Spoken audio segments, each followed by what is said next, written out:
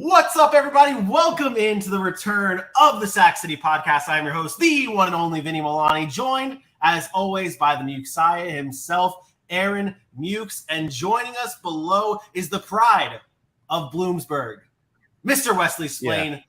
Welcome in, gentlemen. It is a beautiful September 6th afternoon here in the city. What is Bloomsburg? Where's Bloomsburg? Oh, come on. Yeah, well, that's a fair question. It's like, do you watch The Office?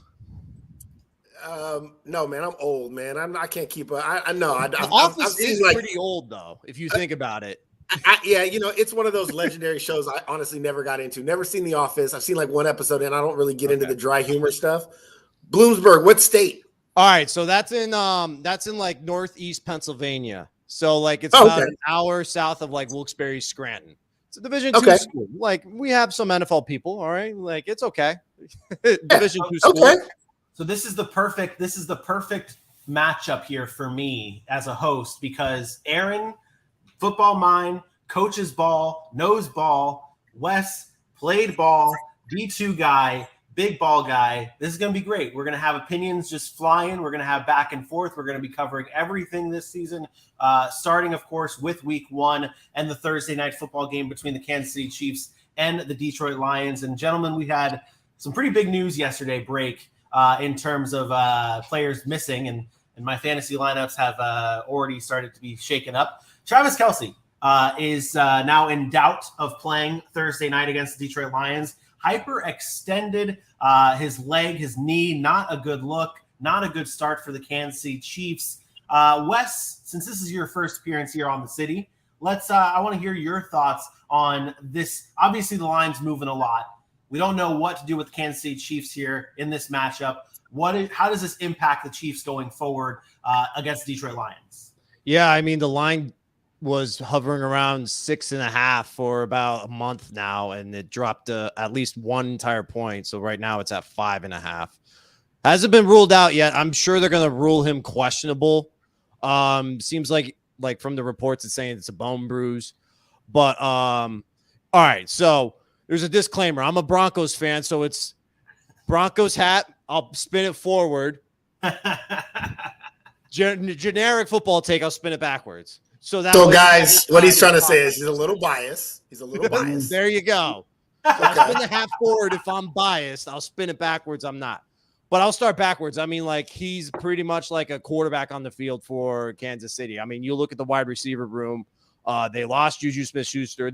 I think their number one receiver right now is like Sky Moore, because who knows if Kadarius Toney is going to play.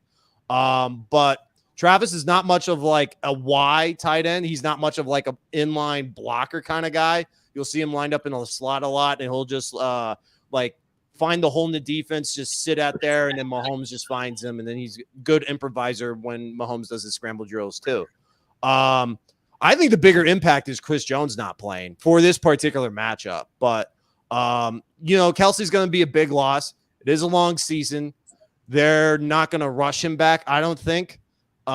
Same with Chris Jones. I think they're going to take their time because they're looking to win more and more championships. So there's that pussy. He's out for the entire season. I can't have a show without a cat making appearance. It's just not a thing. I don't understand cats. I can't wait till they're dead. So Aaron, Patrick Mahomes, this is the other thing I was really looking forward to. Happy we can get it going right off the start here. To you, Patrick Mahomes is the second coming of Jesus Christ. And obviously, Jesus Christ without his disciples, there could be some problems. Without Travis Kelce, maybe some problems. What do you expect to see from Patrick Mahomes here? Is there a problem week 1, or you think it's just business as usual for Mr. Jesus Christ himself? First of all, I don't think you could put problem week 1 and the Super Bowl champs in the same sentence. I don't think week 1 you're going to sit here and say Patrick Mahomes and the Chiefs have a problem. I don't care if it's Chris Jones. I don't care if it's Travis Kelce. It's week 1. So let's get that out of the way first. Could it cause some issues in the actual game against the Lions? Absolutely. Travis Kelce is the best tight end in football. His ability to read a defense, settle in those zone coverages, and be the outlet for Patrick Mahomes, that's what he's so special at. It's not just that he's a really good player, a great player, but he's the security blanket for Mahomes. So when Mahomes gets in trouble, he's looking for 87. So yeah, there could be some issues, especially with the amount of young wide receivers they have. There isn't the Juju Smith-Schusters, and I know he wasn't great in Kansas City, but he was a veteran and he had a presence in that locker room as far as knowing what to do on the football field. Now you're relying guys on like Kadarius Toney, who's been in and out of the lineup, Sky Moore, who was just a rookie last season, Rashee Rice, who obviously we haven't seen anything from him. He was a rookie this year. So I think there's going to be a little bit of this kind of learning curve for some of those weapons. But you mentioned it. It's Patrick Mahomes. And everybody that thought they were taking a step back last year because they lost a 1,600-yard receiver in Tyreek Hill, and they were even better offensively. So I think with Andy Reid and the way he's going to scheme things up, I think you're going to see Pacheco and Clyde Edwards-Helaire and McKinnon get more involved in the run game. I agree with Wes. I do think defensively I worry a little bit more without Chris Jones. They tend to get off to slow starts usually anyways defensively in Kansas City, and then you don't have your anchor there. But ultimately it's Kansas City. It's ring ceremony night, similar type, hanging a banner, and it's the opening week of football. And if you don't know, Patrick Mahomes has never lost a home opener. He's by far the best week one quarterback we probably have ever seen. I don't think it happens here, but I do think there's a little bit of some concern as to if it did happen. I don't think it would be crazy. Yeah, last year, Patrick Mahomes in week one, 360 yards, 5 touchdowns, 0 interceptions. The year before, 337 yards, 3 touchdowns, 0 interceptions. 3 touchdowns in just about every game he's played in week one. It's clockwork for him in week one. Who did they play in 2022 week one? Or not last year, but the year before? Because last year they played the Dogwater Arizona Cardinals. So, like, who was it the year before? Let's take a gander at this here. 2021 season opener opponent, the Cleveland Browns. They won 33-29 at home. Not really a strong defense there either, but no. I mean, okay. I expect their defense usually struggles out of the gate. They're usually a second half of the season type defense anyways with Spagnuolo. So there could be some struggles defensively against a good offense in Detroit. So I guess you guys kind of took my next question here of which one is the bigger loss if they don't play Thursday night, which obviously it really is looking unlikely that Chris Jones plays. But Chris Jones out, Travis Kelce out. It's obvious. Is it Chris Jones that's the bigger loss here for the Kansas City Chiefs? 100%. Yeah. 100%. You talk about the Detroit Lions. What do they want to be? They want to be a physical run football team. I know everybody gets enamored with Amon-Ra St. Brown, but the Detroit Lions had an elite running game last year with Jamal Williams and DeAndre Swift. And now you bring in David Montgomery and you add Jahmyr Gibbs to that, 2 dynamic backs in their own right. And they have one of the best offensive lines in football. So you're talking about a team that wants to be physical up front. It's the mindset of Dan Campbell. It's his entrenched in his team mindset. I think you're going to look for that Detroit Lions to bring some of those same elements in this game. And if you don't have Chris Jones up front, it could be a long day for that Chiefs defense, even if Jared Goff is not maybe what everybody else thinks he is, and I think he's not. I think he can do some good things against that defense. Yeah. I want to take a second here. Aaron, I love to do this. Just shout out everyone in the chat. We're back. It is factual. We are back to confirm. Joey B has returned and is already coming in with the chirps. Wes, you are not safe here. Jake Paul already getting called out here. My flow is getting called out by Joey B. This is great. He did bring up Raiders beating the Broncos here in Denver week one as a prediction. We're going to get into that in just a little bit as well. You guys want to do game picks here for this Thursday night game before we kind of really move on? Might as well kill it here. Hey, I'm with it. I think we both know where we're going.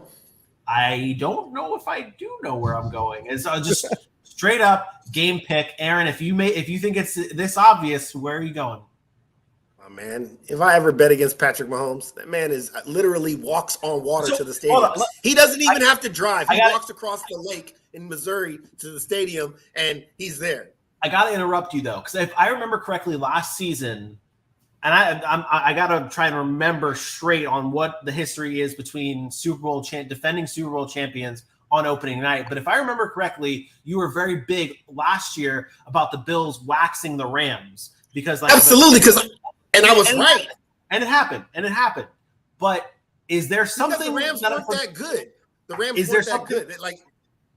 It was simple. It's simple. The Rams were not. They don't have Patrick Mahomes, number one, but they weren't as good coming back as the Super Bowl winner as Kansas City is. Kansas City has one thing that the Rams didn't have. They have Patrick Mahomes. This is a pedigree of they are in the middle of trying to build a dynasty. And it is, no matter what anybody wants to say, when you've been to the Super Bowl as many times as they've been in the past 5 seasons and as many AFC championship games as they've been in, these guys are battle tested. Nothing gets under their skin. They're not going to be in some situation that they don't know how to handle. And you talk about an opening game against a team that has never been on the bright lights. Let's be honest. I told you this, Vinny. Detroit is Detroit at the end of the day. This is a franchise that has suffered for years and decades since they've been any good. So I think you have to take that into consideration. And Andy Reid's coaching against a younger coach in Dan Campbell, I think it's just too much and overwhelming. Now, do I think Detroit can show some heart? Yes, because that's the type of team they are. But ultimately, Kansas City wins this game, and I think it's a high-scoring affair.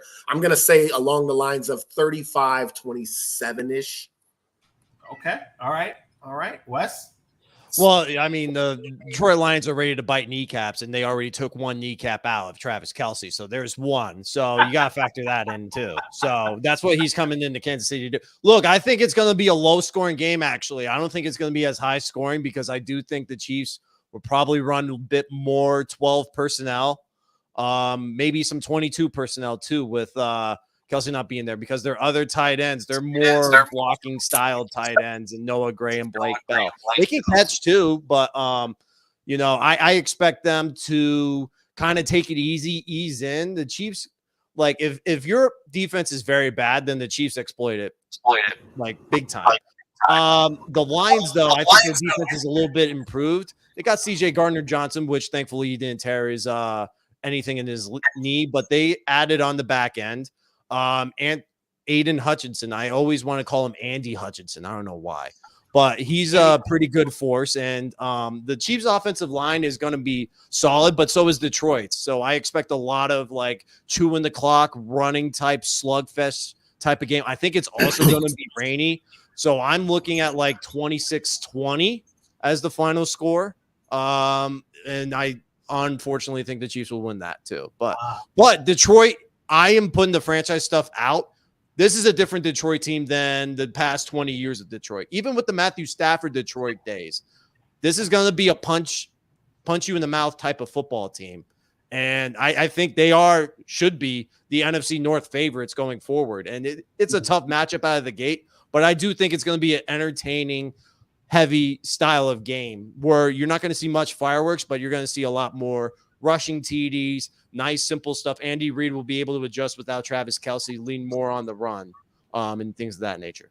So let's shift. Let's shift here because you said something that I know kind of stands out. We released, so for those who are not completely aware. Oh, by the way, hold on. Mahomes is not Jesus. Can we stop acting like this guy walks on water? He is not Jesus Christ. He's not. He's more maybe of like I don't know, Joe and John 3:16. Like he's more one of the chapters than Jesus himself. He's the best. He's the greatest talent we've ever seen play the position. The greatest talent we've ever seen play the position. He's already the most accomplished quarterback in his first 6 years that we've ever seen play the position. This is something we do in sports that I absolutely hate. I did it with LeBron James. We do not appreciate greatness when we're watching it. We appreciate it after the fact. We did it with Tom Brady. The haters were all over Tom Brady his first 10 years in the league. I hated Tom Brady, and we didn't appreciate it until it's too late. Watch the greatness. This man is elite at his position. And when I say the second coming of Jesus Christ, I never want to put any connotations toward any religious people out there. It is a joke. It is a joke. What I am saying is he is the closest thing to a perfect football player at the position of quarterback that you can have right now. And that is saying a lot about a position that is extremely difficult, especially at that level. The man just makes magic, and he has a great sidekick, or I don't even want to say sidekick, a guy that puts him in those positions in Andy Reid. But what he's been able to talk about his brother there. I was about to say, slow down there. No, that might be his Achilles heel. that might be his Achilles heel. But honestly, I say it, and I'm very passionate about it because I think we just don't do enough of this in sports, is appreciate people's greatness when it's happening, because we always have the haters. And I think that if you watch this man play, you just have to have an appreciation for it. And I do. And I'm telling you, he's going to prove it once again. Doesn't matter if there's Travis Kelce. Doesn't matter if there's no Tyreek Hill. Doesn't matter that he has no running backs. It's going to be Patrick Mahomes on Thursday, and it's going to be on his shoulders. And he's either going to fail or succeed, but that team is going to go as he goes. Well, two things. One, I'm not going to get that Halloween costume that Vinny flashed up. You can throw that in the trash, whatever it is. Oh, you don't want this? Just forget that. No, I don't want that this? at all. The haircut is absolutely terrible too. Like I have no idea what's going on up there in that bird's He's nest. Patrick Mahomes. It doesn't matter what his hair But looks two, like. I heard the exact same thing about Aaron Rodgers 10 years ago. Like the exact same thing. Aaron Rodgers didn't have 2 Super Bowl rings in his first 6 years in the league. Aaron Rodgers sat on the bench for 3 years. Patrick Mahomes came in his first year and threw 50 touchdowns. Aaron Rodgers never did that. Patrick Mahomes, that's his first year as a starter. Oh, first year as a starter. Yeah. Well, First then year you as a can't starter, say Patrick sat Mahomes 3 years on the bench for Aaron Rodgers then. If you're going to do No, that. that's what I'm saying. Aaron Rodgers sat 3 years on the bench before he even got an opportunity. The Kansas City Chiefs were division winners, went to a divisional round playoff game with Alex Smith, and moved off of him because that's how special that Patrick Mahomes was. They didn't have to wait 3 years for Brett Favre to retire, unretire, and then decide to move on from him. Patrick Mahomes has done more in 6 years than any quarterback in the history of the game. And that includes guys like Tom Brady, because Tom Brady, Tom Brady, Peyton Manning, Joe Montana, all those guys that won multiple rings in their first 5, 6, 7 years, they did not do it the way Patrick Mahomes did it. Patrick Mahomes had the team on his shoulders. They all had elite defenses, were run first teams, and they were game managers before they were given the reins to become what they became. Patrick Mahomes, it's always been on his shoulders, and he's lived up to it. It's the LeBron James of the NBA. You have those expectations, and you live up and surpass those expectations. I will always have respect for somebody that does that.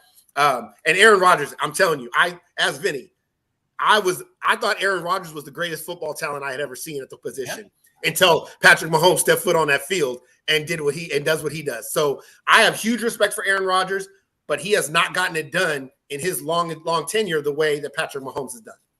So I get it. You're a Broncos fan, so you're never going to like Mahomes until it's over. I hate the guy every Sunday. I hate him every Sunday because the people at work force me to cut Chiefs games. I'm like, you sons of bitches, what are you doing?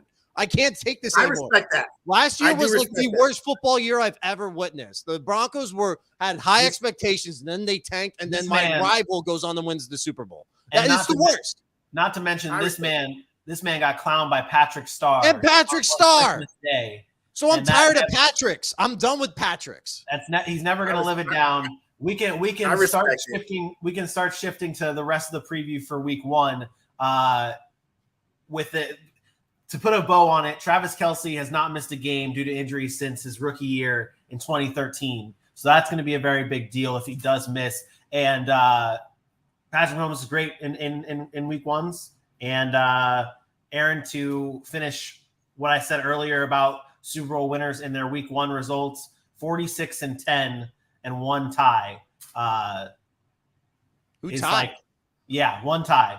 I'm getting this straight from our research packets, by the way. Shout out Connor Grohl. Shout out, I don't know what Max's last name is, but shout out Max. Shout out Connor. Our research guys, great guys. I use their packets every time I do this show.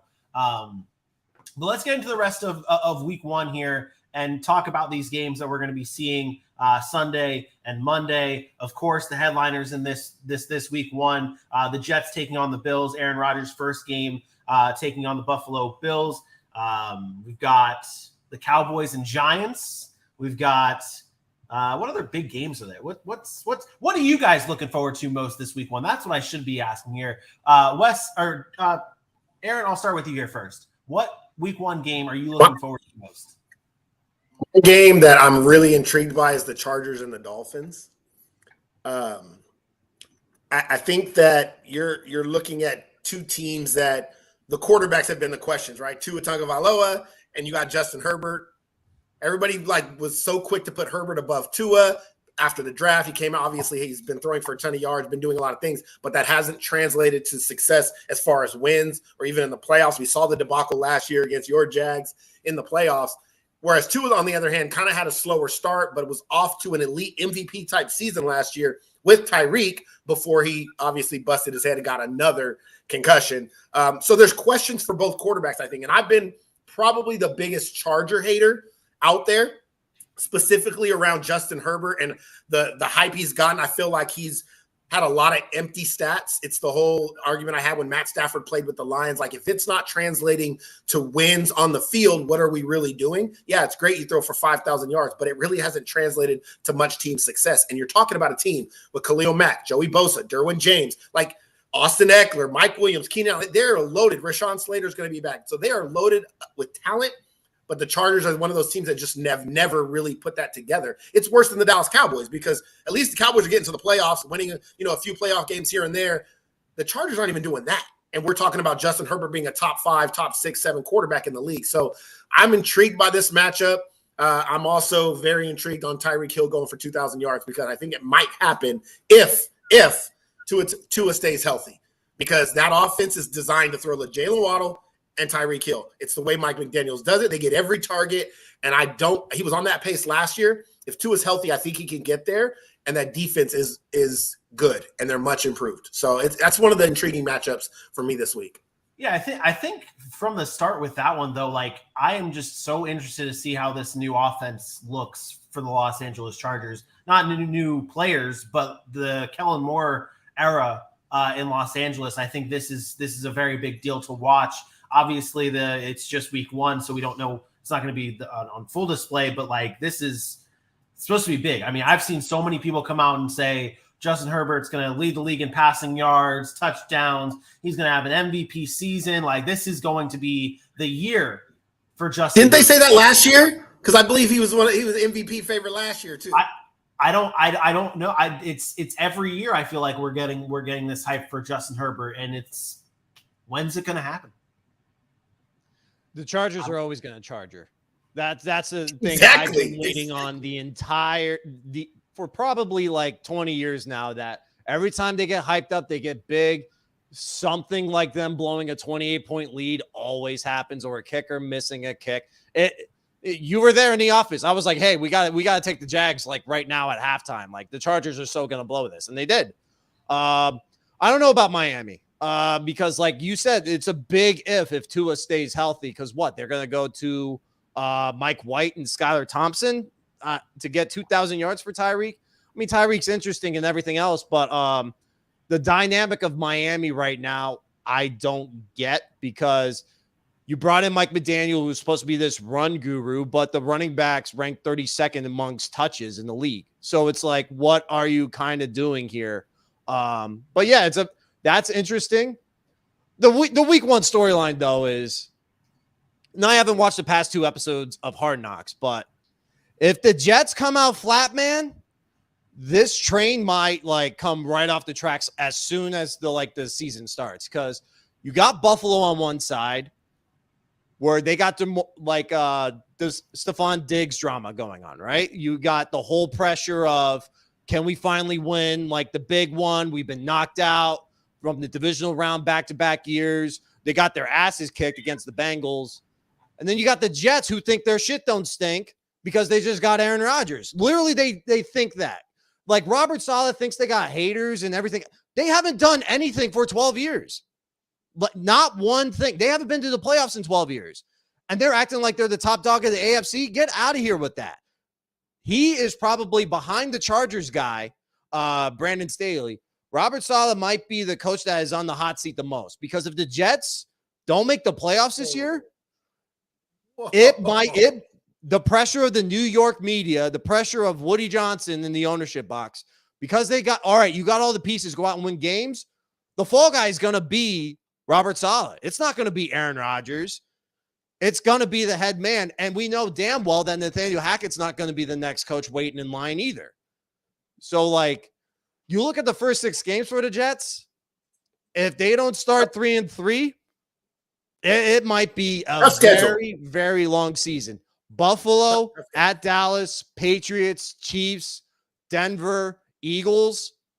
If you don't start 3-3 there, it could fall off very, very, very fast. I agree with you. I think their schedule is extremely tough. They're in a bad position this year with the games that they have to play. But I got to call bullshit. I got to call absolute bullshit because about 15, 20 minutes ago, we talked about the Lions and you were like, this is a different Lions team than what it's been over 20 years. And then you just used the Jets, what they've been over the past decade for the counter argument against why they would be something. Robert Saleh, I will say this. Robert Saleh is known as a defensive coach. Their defense is elite. They got two of the best corners in football. That defense is going to play. They have been the void of talent at the quarterback position forever. And people may not like Aaron Rodgers. And I'm not, like I said, Aaron Rodgers hasn't been impressive over the past few seasons with all the choking or whatever, not showing up when it matters in the playoffs. But there's one thing to be said about Aaron Rodgers. The man can play quarterback, and he's going to be the best quarterback that the Jets have ever seen in their franchise. And that includes, yes, Mr. Joe Namath. So the thing I worry about with the Jets is the schedule, is it being new, but the bravado, we think I think that's what they need to have. You have to have that dynamic when you're coming into a situation that Aaron Rodgers is coming into. Nothing is going to get under Aaron Rodgers' skin, right? And like you mentioned, he's not going to be the scapegoat for this. At the end of the day, it's going to be, hey, Robert Saleh, can you get it done with your quarterback?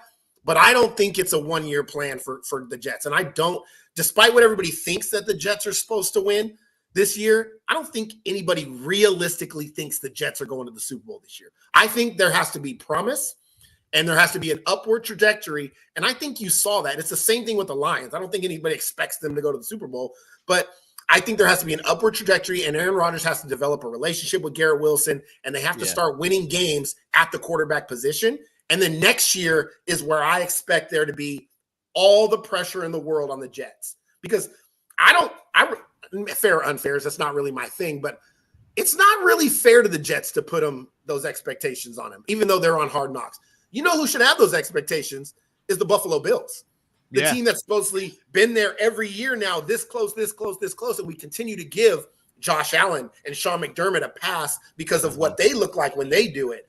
But that is a very intriguing matchup, and I'm glad you brought it up because there are so many storylines on both sides.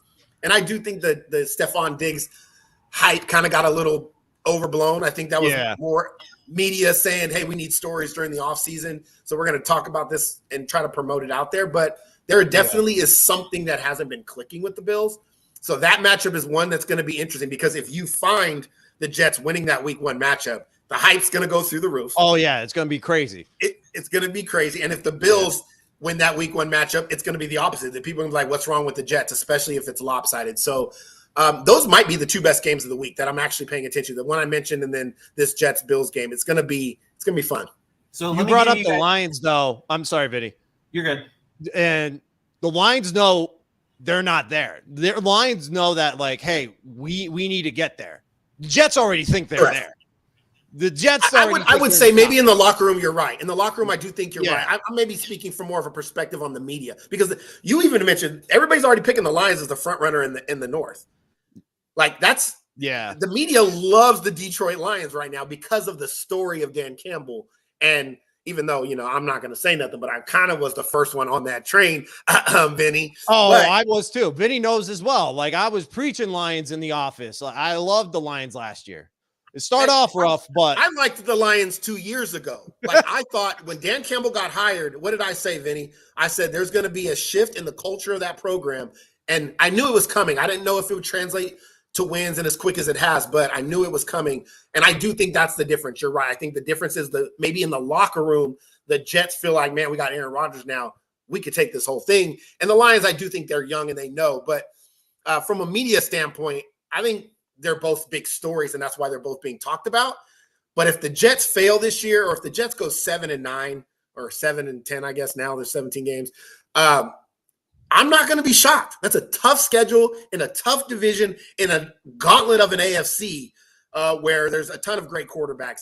But I do have them winning more than that. I do have them winning double-digit games. So I think they finished last in the AFC East. I think they're going to. Hell no. Yeah, bro. The Patriots are trash, bro. The Patriots are trash. Whoa. The Patriots are garbage. Hey, whoa, hey, guy. Whoa, hey, guy. Whoa, hey, guy. Whoa, hey, whoa. You didn't even warn him about all my trigger words. the Patriots, the Patriots are going to Trash. stink. They are going Patriots to suck stink this year. There's no way. There's no way the Patriots finish. I will bet my reputation at the wall as a sports analyst, as everything I've built up in the past 5 years or whatever I've been doing this. I will bet my sports reputation on the Patriots being trash. Wow, this is. Are we willing to bet? I'm not doubting here? Bill Belichick. Are we willing? Do you, Wes? Do you want to? Yeah, do you want to put something on this? I think they're going to be more of a defensive, run-heavy team. I don't think you're going to see more of a look. The Patriots last year, they just didn't have an offensive coordinator. Like they had defensive coordinators playing offensive coordinator. Do you want to put money on this? I already have money on it, so I don't think putting more money is going to help. The New England Patriots, without Tom Brady. What do you think realistically? I don't think the Patriots win. I mean, I have to look at their game schedule because I don't want to discount any game as being. But I think it's easier I got on it. the Jet side of things. The Patriots aren't going to win many games. Let's just say this: they very well are probably 2-4, maybe in their division, if that. They might get 1-5 against their division. They're not beating Philly. They're not beating Miami. They're not beating the Jets. They're not beating Dallas. Maybe the Saints, and I'd still question that. They'll beat Vegas because Vegas is a shit show. They're not going to beat Buffalo. 2 wins there, Washington, Indianapolis, 3 wins. Denver, Buffalo, Jets. 5 to 6 wins for the Patriots. Max, okay. I think they could get 9 possibly. Look, no the way. Offensive thing is, I think Bill O'Brien is miles better than what they had last year in who was it? Matt Patricia. Matt Patricia. The other guy, Joe. I don't even something. think it's about that. They are the void of talent offensively. Like when you talk about these teams that they're going against, like what roster are you matching up against New England and saying, yep, I like New England's roster better? There's probably not a roster on that schedule. Not one, maybe the Colts, that I look at the roster and I say, yep, that's a better roster than that team. And I'll give Belichick a few extra wins as a result of that, as a result of his greatness. But the roster's just not good enough. They're just not good enough. I think defensively they're good. Like Matthew Judon is an absolute stud. Ramondre Stevenson is a pretty good back, and they improved the offensive line with Trent Brown. Cole Strange had a really good rookie season. They got Calvin Anderson, who I like personally because he when he filled in for the Broncos last year as a right tackle, he did a really good job. But I think they can scrap and win those. They're going to be in a lot of 1-score games. That's where I'm looking at. So for timing purposes here, I'm going to get this one out of the way because Aaron already went down the list here and said 6 wins. Wes, you go down this list. Are they beating Philly? On Tom Brady Day, I don't know. I'll give Philly that one, though. Wait, what? Stop. Can we stop? On week 1. They are. That's the big deal. Robert Kraft's bringing in Tom Brady, try to give them the boost. Playing. I know. Mac Jones playing. He might coach. Bill Belichick's going to be like, "Hey, Tom, can you suit up for this one? Just once, just for old time's sake, you know." Yeah. So you think they can beat Philly? No, I don't think they beat Philly week 1. Okay, so even though I got an Eagles fan blowing me up, I really want to So 0-1. Are they beating Miami? I think they can beat Miami at home. I need you. When you say they can, yes, absolutely, go ahead. They can. Draw it up as a win. If we're gonna go through the schedule, all right. So lost the Eagles, win against Miami, win against the Jets, loss against the Cowboys, win against the Saints. So where I'm at, 3-2. 3-2. You're at 3-2. Okay, 4-2 at Vegas. That's a redemption game from the Miracle on Hanukkah. Loss against the Bills. They'll lose at Miami. So 4-4. So I'm at 4-5. 4-4. Oh, 4-4. I thought I added 2 more losses. I can't count. Sorry, math is not my strong suit. That's what I'm here for. Washington. I think Ron Rivera. Wait, math isn't your strong suit either. No, that's also accurate. I think Ron Rivera's out the door in Washington. I think it's going to be like a transition year for Washington. I think they'll win that one. They'll win against Indy. They'll win against the Giants. So I'm already at 7. 7-4. Yeah, I'm already at 7, and they got to win one of the last 5 games, which I think they will. Like Denver at Christmas night, they might win. So I'm looking at like an 8-win team. I'm looking at an 8-win team, possibly getting 9. It's going to be a lot of one-score games for the Patriots. And I think we're going to see Mac Jones from his rookie year more than Mac Jones from last season. I just don't get how you can say that they're going to win that many games in the same division as the Jets, and the Jets are finishing worse than that. And I get the Jets have a little bit of a tougher schedule, like on the non-conf or the non-divisional games, but that's just bizarre to me because when you look at those rosters, it's not close. Oh, I think it's closer than that, but we can keep going. There's a lot more to get to, but we can talk about this for like 2 hours if we want. Yeah, this is. I can't believe that we're going to come back to this. We are going to. We keep receipts here in the city. We keep receipts. That's fine. Here. It's the preseason. It's a preseason. I love this stuff. Let's go. It is not we are now in week 1. This is it. We're ready. We're fired. It's Wednesday. It's We're still buzzing. preseason until kickoff. We're buzzing. We're buzzing here. Okay, let's get into the week 1 matchups here and predict these games, and then we'll cap the show off with some overall predictions here. So once again, I'm going to fire the full screen. We're going to bring up the games. We're going to talk about them, score predictions, everything.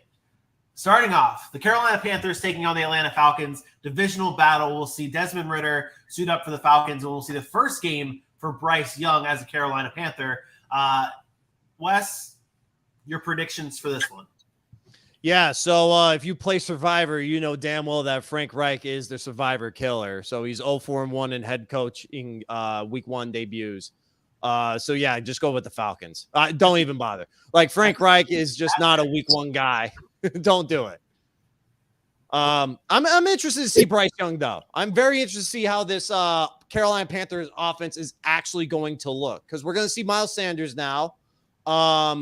I think they'll run the ball a lot more. I don't know about really passing if you're going to put them in those weird situations. Again, the Falcons' back end of the defense is not as good as like the rest of the league, but I will be comfortable with picking the Falcons there, even though I'm not as high on either of these teams as anyone else is.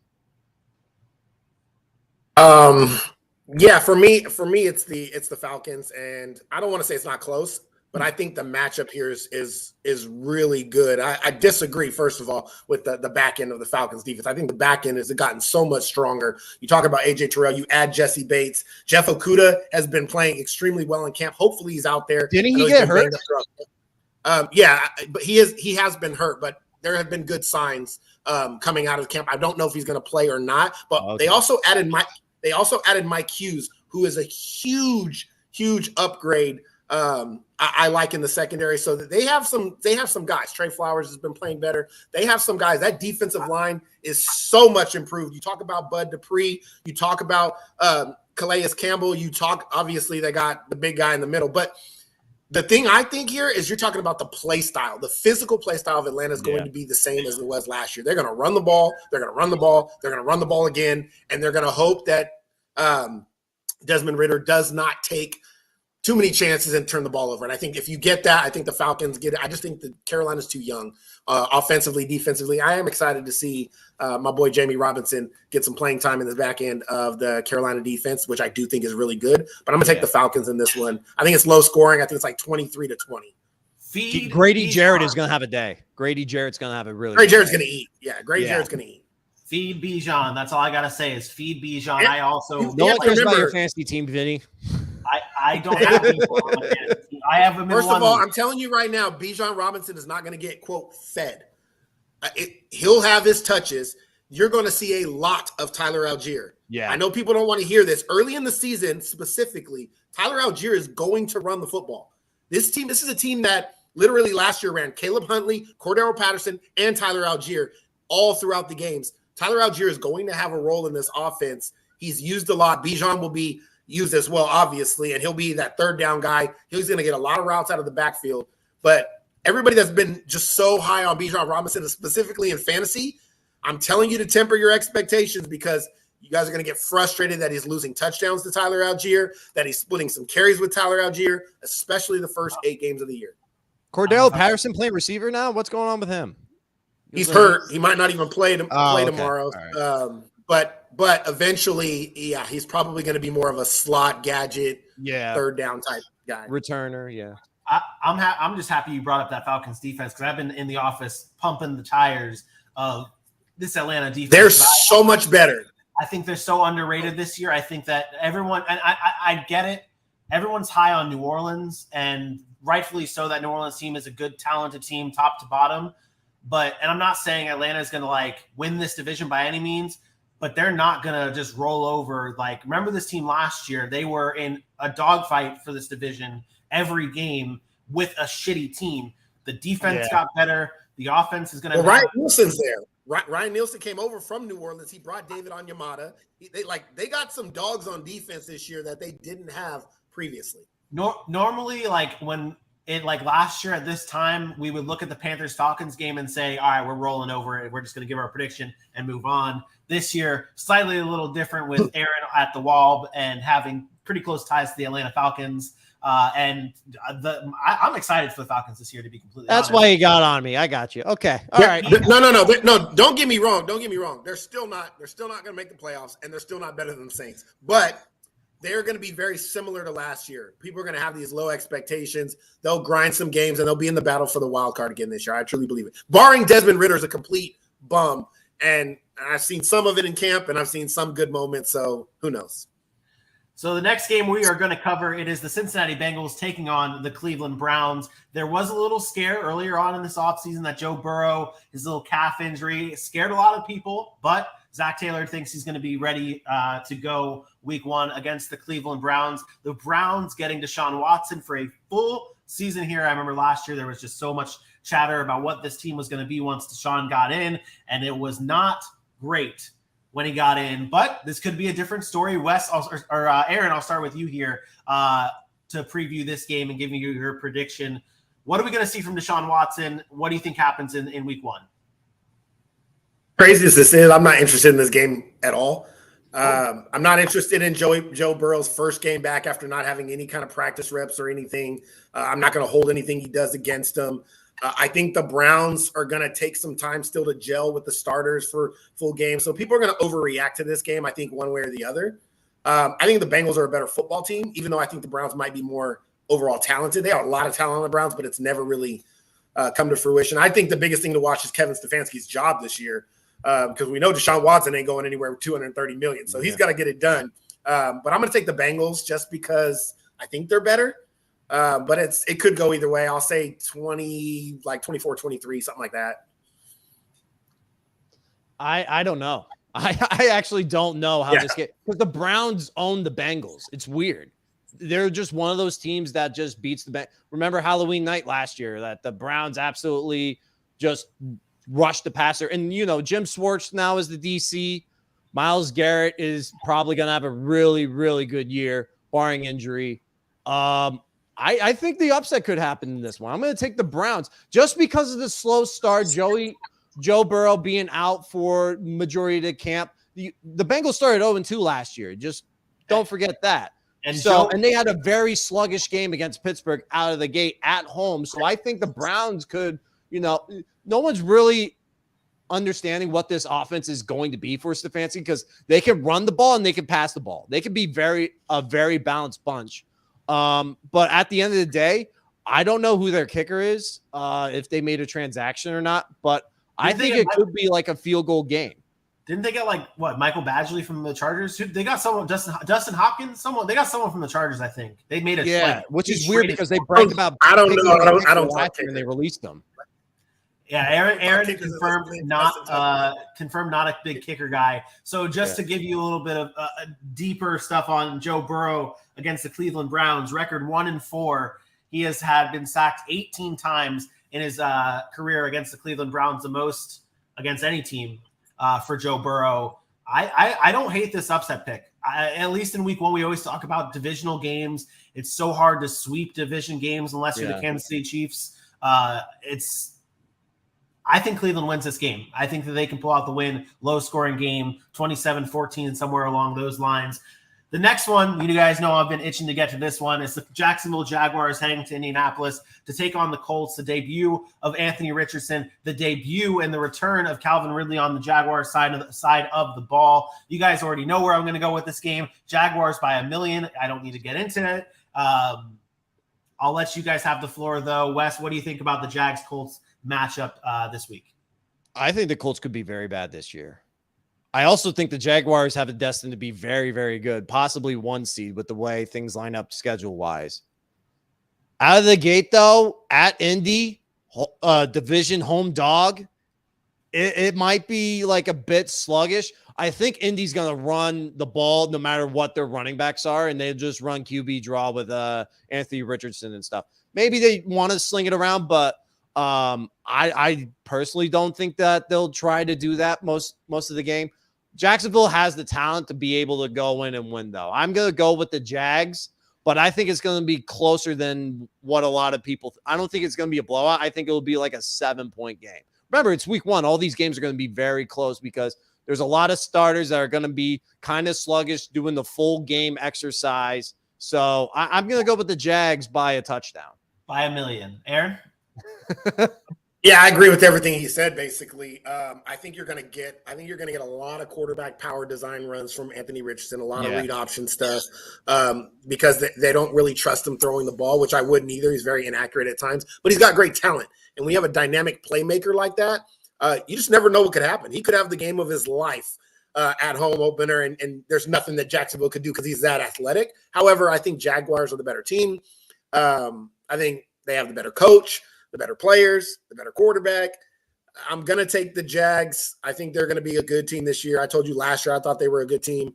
I'm going to take the Jags in this one somewhere along the lines of like close to, I think 10 points. I think like 27-17 or 24-14, something like that. It's the cheapest ticket to get in for week 1, even cheaper than the Commanders game. So yeah. Hey, go watch the Jags and Colts if you're in Indy. It'd be nice. You get to see some young talent. And I also want to say pump the brakes on everybody that's playing fantasy. Trade Calvin Ridley after week 1 after he goes for 170 yards or something week 1. Trade him. Oh, I have Calvin Ridley. That's not good. Who cares about worst. fantasy, though? Let's go. Picks. The worst. Minnesota Vikings taking on the Tampa Bay Buccaneers. We'll see Baker Mayfield make his debut in Tampa, and we'll get to see the Minnesota Vikings have another year under the Kevin O'Connell era. Last year was pretty good for the Vikings. They made the playoffs. Bucks, on the other hand, not so good. This might be our fast game that we preview. Vikings home favorites, 6-point favorites here. Everyone on the Vikings here? Yep. Yeah, I agree. The total is 45.5, though. I think this is going to be a track meet. I think this will be over like 50 points. Okay. I can see that. Minnesota easily wins. Yeah, I think so as well. The Tennessee Titans projected to be bad this season now with, I was going to say with their rookie quarterbacks, but none of them are starting, and it does not matter. Ryan Tannehill back in the helm for the Tennessee Titans, taking on Derek Carr and the Saints. We'll get to see Carr make his debut. Lots of debuts here. Do the Saints come out hot in week 1 with Derek Carr, or do you see growing pains, Aaron? Oh, this game's tough, to be honest. The physical style of Tennessee will still play in any game, any week. They're going to run the ball. Derrick Henry, D-Hop's going to be a difference. But New Orleans at home is tough. I like Derek Carr. I think he's a difference maker on the offense, and I do like their weapons, even though Kamara's out. I'm going to go with the Saints slightly in this one. I think it's a 23-20 game. Yeah, I do think it's going to be a slugfest style game. New Orleans has got a pretty veteran roster. Like there's a lot of vets, so this is going to be the healthiest they're going to be all season, because last year was a lot of like who's on the injury report, who's not. Tennessee is going to smash them in the mouth, though. Like I think Derrick Henry could have a very, very good day, but I do think that like Derek Carr, the familiarity with Dennis Allen as what he wants to do as a head coach strategy wise is going to work. I do think the Saints will win, but this could be another one of those games where it comes down to a field goal and who makes it. Will Lutz isn't there anymore. They got a new kicker. It's Blake Grupe. And I know you don't like kickers, but Wes is coming in here with so much kicker talk. Yeah, I mean, the special teams is a big part of the game. So, and I think it's going to come down to the last-minute field goal too. So I am going to take New Orleans to win by 3. I think they push the spread. Right now they're favored by 3, but I think it's a push. I'm going to take Tennessee on the upset here. Now let's just reach out to the chat here. Under everyone. That's on not the terrible. I mean, like maybe it's 41.5. It depends on what New Orleans wants to do. Remember, no Kamara, so it's going to be a Jamal Williams show for New Orleans. Possibly some Keandre Miller, but he's questionable right now. So Jamal Williams. Stay away from the over/under. I don't love the over/under there. I think that I don't either. Set, right? But right. Jamal Williams to score a touchdown. Why not? Why not? Oh yeah, I would take that for sure. Yeah, I would take that as well. The San Francisco 49ers heading across the country to take on the Pittsburgh Steelers. We got a report today that there might not be any Nick Bosa in this game for the 49ers. He has yet to report to any of the Niners activities. Aaron, that's obviously a huge loss if Bosa does not play. And the Pittsburgh Steelers have been very, very sneaky this offseason, getting a lot of underrated buzz, which is now making them properly rated. Upset alert. What? Upset alert. This is my upset of week 1. This is my week 1. Steelers are going to beat the Niners at home. No Nick Bosa. Kenny Pickett looked phenomenal in preseason. You know, I'm not a fan of baby hands, but if he plays like he played in the preseason, and I know it's just preseason, so I'm not getting too hyped up about it. That's that. If he's a franchise quarterback, the Steelers have a chance to win some games this year. I love Pickens on the outside. I love Deontay Johnson. Nobody's even mentioned, obviously, Allen Robinson being a guy. But that defense is going to rush the passer. They're going to be a physical football team, and I think that Mike Tomlin is just such a good coach that he will find a way to win games. I think this is an upset. Brock Purdy hasn't been throwing much, finally got some action. We don't know about that arm. TJ Watt's healthy. You got Minka Fitzpatrick on the back end. Give me the Steelers in this one, a very low-scoring game again. I think I got the 20-17 type score in this one. So Wes, before you give your pick, I just need to bring this back up because you brought up baby hands, and I have missed this graphic so much. Don't forget to follow us on all of our social medias at the Sac City Pod, Facebook, Twitter, Instagram, YouTube, and TikTok. Shout out Kenny, baby hands Pickett. Look at those baby hands. They are just so beautiful. They're just so beautiful and small. They can throw that damn ball, though. Yeah, they can. Wes, where are you going? Yeah, I think Baby Hands is going to have a sneaky, really, really, really good year. I am so high on the Steelers. It is crazy. But let's go through the 49ers defensive line. They got Drake Jackson, Javon Hargrave, Eric Armstead, and Cleveland Farrell, along with Javon Kinlaw in there. So not having Nick Bosa is obviously huge, but the 49ers are just a defensive line factory. When you look at it, probably the best defensive line in the league when things are all said and done. But I think defensively they'll still be fine. They got Steve Wilkes as their defensive coordinator now. Offensively, I am interested to see what Brock Purdy does because this Steelers defense is absolutely amazing. I don't have the stat in front of me, but when TJ Watt plays, I think Steelers are last year were 7-1 or something like that. Everyone's talking about how Detroit finished the season. The Steelers were red hot. And I think that Pittsburgh is due for a really, really good year. I think they win 10-plus games. I think they win this one too. So your stat for that, the Steelers were 8-2 when TJ Watt played last season. 8-2. 1-6 when he did not play. Again, shout out to the research team at HQ for giving me those stats. Yeah, I'm on the Steelers as well. I like the Steelers upset. I think that's what happens. All right, so now we got to pick 49ers in if we're all on the Steelers. Someone Nope. No one's going to take that. We're all going to take the upset, and we're going to really run past this game. The Cardinals traveling to Washington to take on the Commanders. We have no idea who's going to be the quarterback for the Arizona Cardinals because they continue just to say it could either be Dobbs, it could be Tune. We don't know. We don't care. It's going to be Dobbs, and the Commanders are going to win. The Cardinals are the worst team in football. Move on. I think it's going to be a tie. Nah, I'm kidding. Commanders win. I told my brother, I was like, anyone the Cardinals are playing is my survivor pick. That's it. I don't care who it is. If it's a repeat, I'll obviously change it, but give me anyone. Well, you can't really say that because then you would lose because they're not going to go 0-17. They'll win a game. Some game they'll win. They'll win a few. They'll win 3 maybe. That's fine. Anyone against the Cardinals, Commanders included this week, they're going to win. We all have them. Sweep across the board. Texans, Ravens, again, another game that we probably can blow by. The debut of C.J. Stroud, the return and another debut of an offense in Baltimore of Todd Monken and then Odell Beckham, Zay Flowers, Rashad. They got a lot of weapons there. We're going to see it firsthand on Sunday against the Texans. Is this an easy Ravens? Is this another one we have to spend too much time on? Any notes here, gentlemen? I just want to make a quick point. I'm taking the Ravens in this one. I'm excited to watch the new offense. What people don't realize is Baltimore's been one of the slowest offenses in football over the past, since Lamar's been there. I think bottom 3 in as far as pace of play. Todd Monken wants to move fast. Todd Monken's going to want to throw the ball, and he's going to want to spread it out. So I love with Mark Andrews kind of being used in the role that, I don't want to say he's not Brock Bowers, but in that role that they did with Georgia, they like to spread sideline to sideline. You have the guys to do that now, especially if Rashad Bateman can stay healthy. So I'm excited to see what the offense looks like, and is Lamar going to be able to actually distribute the ball the way we hope he can. And they have a good defense. So I'm taking Baltimore in this one fairly easily, something like 31-16 or 17 or something. I'm curious what this offense is going to look like for Baltimore. I'll take the Ravens. Yeah, I'm very excited to see what they have going on. I'm on the Ravens as well.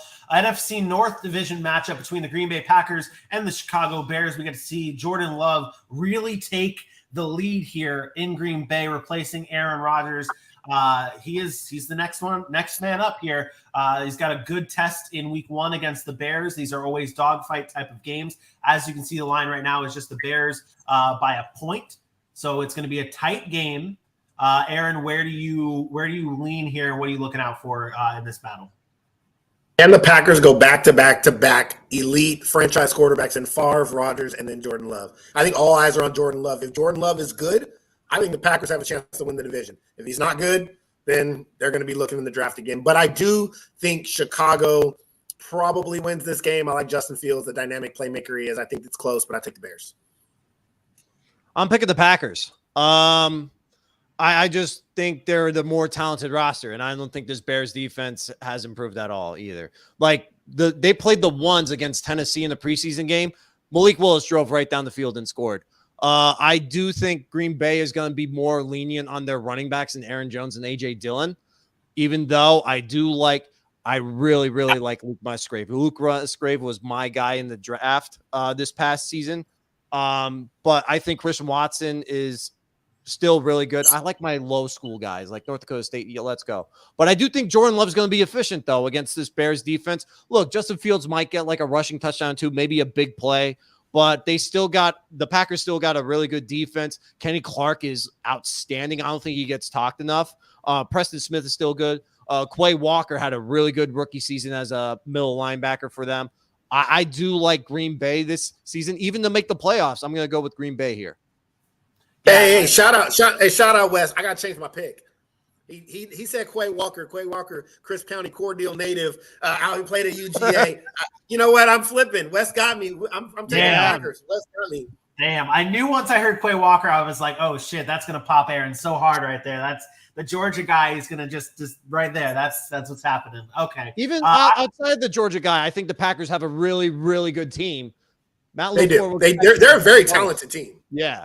We talked about it on Monday when we were getting our TikTok videos prepared for the week. We talked about how this team for the Packers is an incredibly talented team. And with the fact that the Lions are they're the favorites, and everyone's talking about them being the favorites to win this division, I think the Packers end up winning this division, and I think they win this game here against the Bears. And the talent alone you brought up, I think that's what is the difference. Bears get off to a slow start. They'll start to figure it out as the season goes on, but week 1, give me the Packers there. Raiders, Broncos, AFC West division matchup here. West, this is your squad here. This is the Broncos. This is the Sean Payton era against Jimmy Garoppolo's debut with the Raiders. This is Aaron's very interested. I'm waiting for the analysis. I'm interested in this one. I'm scared. I'm scared. Particularly because of Max Crosby. Max Crosby is an absolute machine. This Denver line is not good. Garrett Bowles is going to get eaten alive by Max Crosby. It is going to happen. I do think the Broncos are going to try to run the hell out of the football. I've been saying that. Sean Payton's offense is going to be schemed in a different way we didn't see last year. I think Russell Wilson still has it. I do. I'm still holding out on Russell Wilson. Is he like a top 5 quarterback anymore? No, he's not. He borderline top 10 maybe. He can still throw the ball. Okay, it's not like he just dropped dead like last year. He didn't. It was just the whole offensive struggle. They didn't have an identity. I think their identity is going to be running the football. Their defense is still going to be good. The Raiders got Josh Jacobs back. Josh Jacobs had awesome days against the Denver defense last season. And so did Devontae Adams. Devontae Adams got the best of Pat Surtain. I got to take the Broncos out of principle, though. But Max Crosby's going to have probably 2+ sacks. Like, he is going to eat a lot on Sunday. Let me ease your mind a little bit. It's okay. Breathe. Just have some relief a little bit. No, I can't. After what I went through last year, I can't do it. I like Denver in this one. First of all, I think even as much as it's been talked about, I think it's so understated that Sean Payton's there and what he's going to do to this offense. It is not going to be a Nathaniel Hackett offense. He is going to force Russell Wilson to be better. If not, he's going to be gone. So I do agree with you. I don't think Russell Wilson's all of a sudden turned into a scrub of a quarterback. I think he can play. I think a big factor is no Chandler Jones, perhaps, for the Raiders with all that drama. And as much as I like the rookie in Jackson, I think that allows Denver to focus more on Crosby and not have to worry about Chandler coming off the other side. So if there's no Chandler Jones on Thursday, which he's not in the building today, so I'm assuming he's not playing this week at this point, I think that helps. And let's be honest, the Raiders' defense is atrocious. Outside of that front, Max Crosby and Chandler, their defense is not good. Yes, you bring in Marcus Peters, but he's battled injuries. He's older. And Trevor Morrigg's a nice piece, but he's really not ready yet either. The back end is terrible. The linebackers aren't good.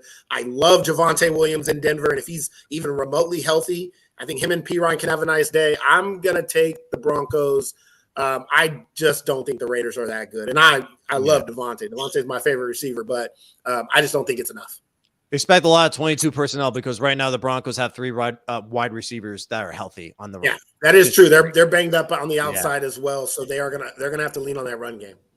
See Dulcich on the outside too. That's going to be probably what they do. They'll put Dulcich out there as a receiver from time to time. Yep. But if they blow him out, I'm coming here being like, "Oh my God, we're going on to win the Super Bowl, though." So just wouldn't have it any other way. The Philadelphia Eagles take on the New England Patriots in Foxborough. The Eagles are 4-point favorites in this game. We already talked about this game a little bit. Let's get some predictions from you gentlemen here. Solid, locked predict. Wait, we already got the predictions for this game. Wes, we already did. Eagles win and it ain't close. Eagles win by a field goal. Okay. All right. Dolphins, Chargers. We talked about this game a little bit earlier. Aaron, this was your game to watch. What do you think the outcome is in this one? Look, I'm going to stay on my train, and I might be wrong in this one because it's week 1, but it's not like the Chargers have a home field advantage because they really don't have a home field advantage anytime they play. I'm going to go to as healthy. It's week 1. I'm taking Miami. I think that Mike McDaniel's a better coach. I think they've had all offseason to prepare for this one game. I think they're more prepared. I'm going to take Miami in this one. I'm going to just ride with the Chargers, still going to find a way to charge. Like Wes said earlier, Dolphins win this one in a high-scoring game, though. I do think some points are going to be put up in this one. Last year, the Chargers won their matchup 23-17 when they played. Last 3 meetings played by the Chargers and Dolphins have been decided by 7 points or fewer. So it could be a close game, but a high-scoring game is expected. Wes, what do you got? Yeah, the matchup here to watch is Vic Fangio versus Kellen Moore because Vic Fangio has owned Kellen Moore. 2 years ago when Vic Fangio was the coach for the Broncos, they went into a high-powered, number 1 ranked Dallas Cowboys offense, and they absolutely smoked them. 30-16 was the score, even though it was a garbage TD late. But also, Vic Fangio has success against Justin Herbert, too. Justin Herbert hasn't had as good days against Vic Fangio defenses. Even though they don't have Jalen Ramsey on the back end, I think they'll be okay.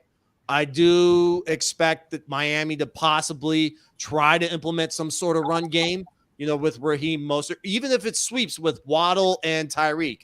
This Chargers defense was not good last year. It was one of the worst defenses, even with Brandon Staley. He's another guy who's on the hot seat if they don't make the playoffs. If they don't make the playoffs, he's gone.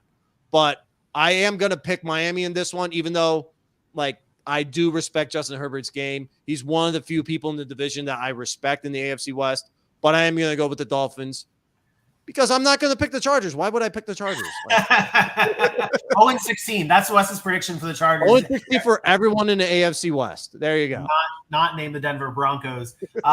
I'm going to take the Chargers here because my dad would kill me if I ever picked the Dolphins. But I do think the upset could be there if the Dolphins or for the Dolphins because of I think a lot of these debuts and these first time coaches and debuts of players. Like I think we're going to see a lot of slow starts from all of these new faces and new places. So give me the Chargers here just because I can't pick the Dolphins.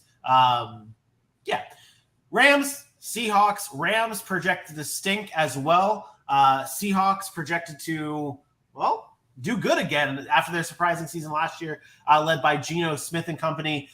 Predictions, Aaron, start with you. I think the Rams are just a bad team. They got 3 players, Cooper Kupp, Aaron Donald, and Matt Stafford, and that's it. Terrible O-line, terrible defense, one of the youngest teams in the league. I believe they're the second or third youngest team in the league. And that's even with older guys on the stars being older. I like the Seahawks in this one at home. Tough place to play.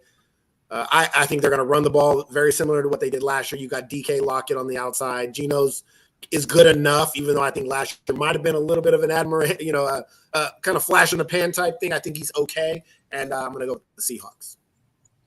If you go through the Rams depth chart, it's not good at all. It's bad.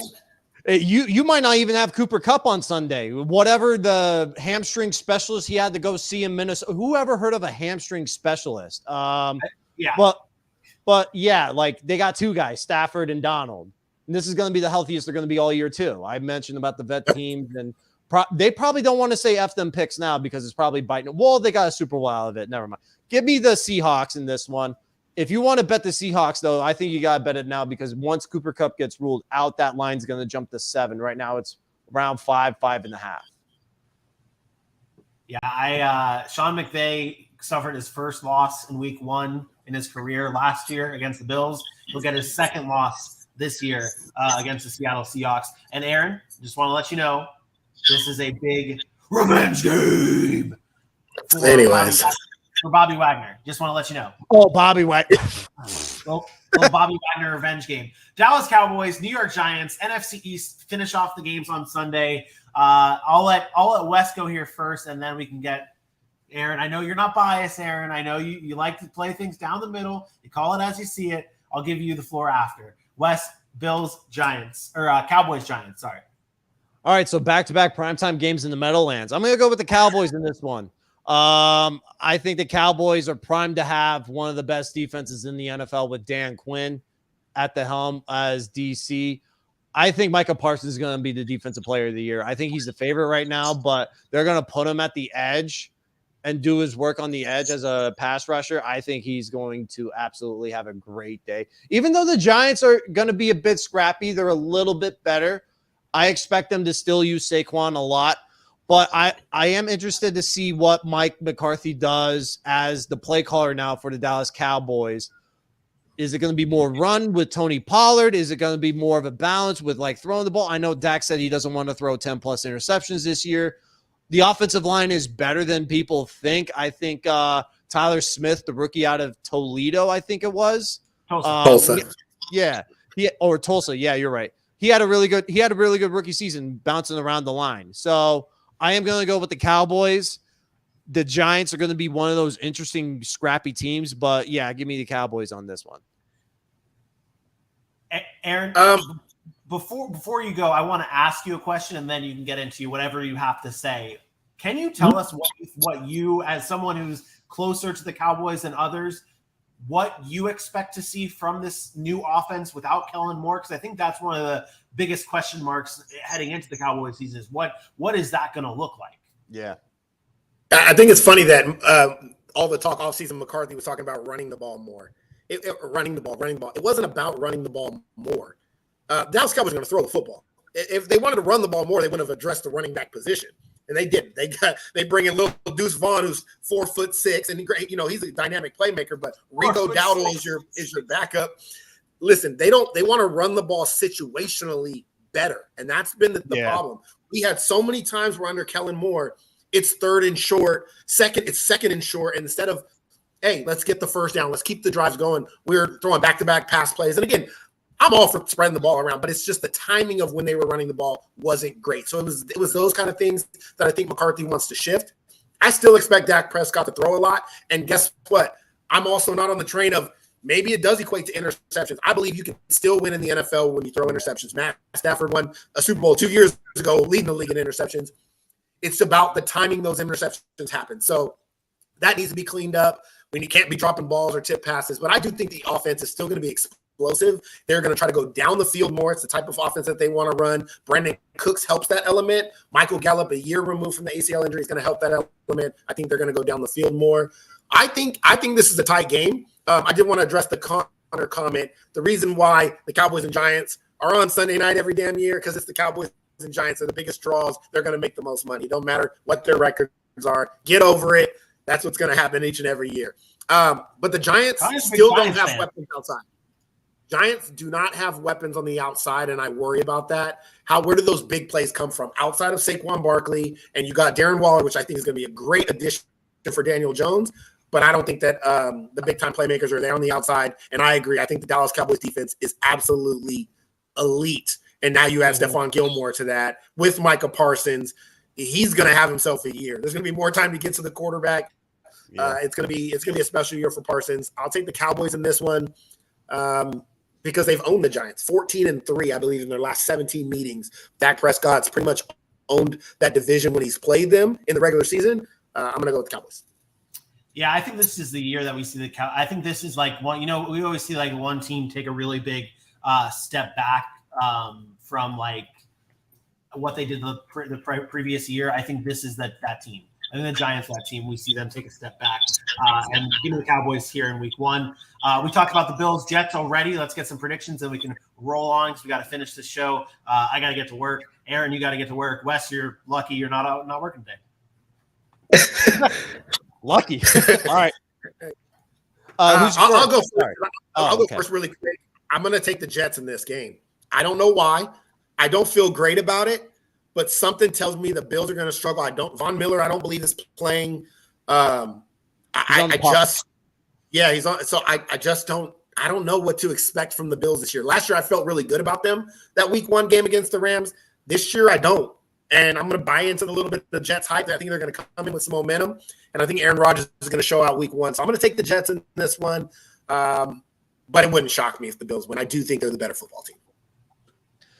This line is moving towards the Bills' direction. It was like a pick 'em for a while. Now it's 2.5 favored to Buffalo. I think Buffalo probably wins by 2 touchdowns. I worry about that Jets offensive line, man. I do. And then I worry about Saleh trying to get in his way, not making any adjustments. I think the Bills actually come out. Look, like they went into the Meadowlands last year and lost. So, and right now the Bills have that. I think they got that feeling of that, we got to come out and like smoke. They got off to a hot start last year. I think they do again this year. I'm going to go with Buffalo, probably 7 points or more. Aaron Rodgers in his last 2 week one games has gotten the piss beat out of him. 61-10 combined in his last 2 week one games. Aaron, that's one of those empty stats that don't matter. But if he was still on the Packers, I might care. And with that being said, give me Aaron Rodgers and the Jets in this game. I think they do what they're supposed to do here in week one, and they get the win. He looks skinny too. Rodgers looks like he's like $150 now. Like he looks super skinny. New favorite toy. You're going to find his new favorite toy on Sunday. Garrett Wilson. Against a very good defense. People are going to realize that Garrett Wilson's probably a top 5 to 7 receiver in the league. I told you since day one he came out. He was ready. Day one. And I remember those conversations. And I remember our draft coverage. And when we did our draft coverage 2 years ago, we were like, Garrett Wilson is just, when we did our wide receiver rankings, it was Garrett Wilson and then everybody else. And it wasn't that everyone else was bad. It's just that Garrett Wilson is that special, and this is what it's going to be with Aaron Rodgers. He did it with Joe Flacco and Zach Wilson last year. And don't forget Mike White. Come on. Hey, don't forget about CFL legend Chris Streveler, okay? Yes. Retire him in the banners. let's get some final predictions on what we think the season's going to look like. I want a Super Bowl matchup, and I want a Super Bowl winner from the both of you jabronis here as we wrap things up. Surprised you didn't say jamokes there. That's like your new favorite word. Jamokes is another good word that might be used a little bit more on this show. Wes, what do you have? Super Bowl matchup, and who's winning it? I'll be quick. I'm gonna go. Oh man, I know I got a fan here. Oh geez. I'm gonna do it anyway. I'm gonna go Cowboys Bengals. I will. That reaction. I appreciate that. I appreciate I think the Cowboys win the division. I think the Cowboys win the division. They get home field advantage throughout the playoffs. I think they're just that primed, ready to go. I think the change of Mike McCarthy to Kellen Moore is going to be big. I'm not a big Kellen Moore. I feel like Kellen Moore was more calling plays and not fulfilling strategies. And I think Mike McCarthy is going to do a better job of implementing a strategy to win the game instead of just like calling plays to win. Also, it's going to be a great uniform looking matchup too. And I think the Bengals, this is the year the Bengals get it done. They have to get it done. And I appreciate that, the honesty of just not being like an ultimate Cowboy hater. And I am probably one of the most realistic Cowboy fans there are out there. I never picked them really to win the Super Bowl or go to the Super Bowl. I'm not stupid. I think it's one of those things that they got to get over the hump sometime. I think very well this year could be the year. There are a couple things that concern me. I actually think that this is the year where the Super Bowl loser has a chance to go back, and that's Philly. I really like the way their play style is. If anybody can stop it, I'll change my pick in the middle of the season because I haven't seen it yet. I'm gonna lean Philly, but I think it's a Philly-Dallas race. I really do. I think it's Philly-Dallas. That could be the NFC Championship game. I'm gonna lean Philly, and I think it's a rematch of last year because you already know what my rule is, Vinny. As long as Andy Reid's the coach and as long as Patrick Mahomes is the quarterback, the Kansas City Chiefs will be my Super Bowl pick each and every year, and they will win again because they are just that good. So on brand. If that happens, I'm moving to England and just rooting for another football sport. If it makes you feel any better, Wes, if it makes you feel any better, I am a big Sean Payton fan. I'm a big Javonte Williams fan. I root for the Broncos. I really do root for the Broncos. I hope they're the number 2 seed in that division and they get into the playoffs. I think they can do it because I'm also not a Chargers guy. So, but yeah, I'm going to say Chiefs, Eagles. But then he says all that and then he goes, yeah, Chiefs win the Super Bowl. Like, what does that do? I'm trying to give you a little bit of love. I've been trying to go back and forth on who I want, and I just really don't know. Like, no one is like, I want to pick the Chiefs. The Chiefs are good every year. It's like, that's easy to pick. But give me the Baltimore Ravens here coming out of the AFC. I think that offense is going to be so much better. It's going to be more balanced. I've been wanting to see a more balanced offense from the Baltimore Ravens for years and years. And I said so many times that is what is going to get them over the hump when that does happen.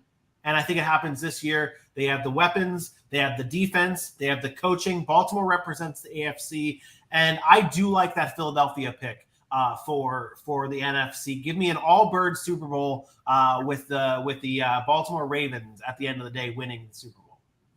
It's an ugly matchup. I can't get on with that. I'm sorry. Especially in I think that's my sneaky pick. Like if I had to pick another team in the AFC outside of the Chiefs, I would have went Baltimore. Yeah, I think that's where it is. They don't play in December and January. Everyone's hurt by then. It's weird. I think this. Well, yeah. I mean, you're right. You're right. They got to stay healthy. I think this is going to be a different team here. Did you guys already give your winners? Did you guys say who's going to win your games? I missed it. My winner's the same every year until Andy Reid and Patrick Mahomes are separated. That's who I'm going to pick. I don't care if I'm wrong. That's who I'm going to pick. More times than not, out of the last 4 years, I've been right half the time. I'll take it. Sad. Well, for the sake of society, I hope you're wrong. I think Joe Burrow gets a ring. Okay. All right. And I again have the Ravens here. That does it for another episode of the Sack City Podcast. We are back once again. Aaron, we're back, bitches. We are. I'm going to play something for you. I'm so scared to see what this is. I have no idea. Oh, just a little music. Our little StreamYard music. It's the best. Oh. This is our outro music for StreamYard. And we are back. Like I said, we are back going to be giving you guys shows before the week football hits. We're going to be giving you shows. We are also back on all of our social media platforms, giving you shorts, giving you TikTok videos. We're going to be there. Be sure to follow, like, and subscribe. Tell your friends that we're back. And I made a little change to our graphic, Aaron. you don't mind, because of what you said the height of Deuce Vaughn was. I may have just added Deuce Vaughn on there. Actual size, life-size Deuce Vaughn. Don't forget to follow us on all of our social media platforms at the Sac City Pod on Facebook, Twitter, Instagram, YouTube, and the TikTok. We'll be back again next week. Be sure to follow all of our videos that we're putting out. It's great stuff. For Aaron the Mukes, I am Mukes. For the pride of Bloomsburg, Wesley Splain, I am me. We will see you next week. Peace out. Yeah.